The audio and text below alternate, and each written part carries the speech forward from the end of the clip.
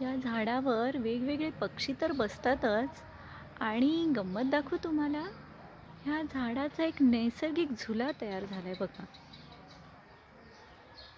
वाटतो की नाही एक झुल्या असल्यासारखा. मला तर ना हा झुला आहे ना, तर असं सारखं वाटतं की या झुल्यावर ना राधाकृष्ण बसलेत आणि हिंदोळे घेत आहेत. बघा, कल्पना करा ना. वाटतोय ना हा झुला.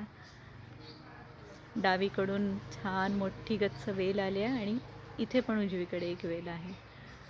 आणि कल्पना करा एक की तिथे राधाकृष्ण बसलेत. किती छान वाटतं ना. रोज बघत असते मी या झुल्याकडे आणि रोज मी इमॅजिन करत असते की ते बसले तिथे. काय असेल ना जेव्हा राधाकृष्ण जेव्हा एकत्र असतील तेव्हा.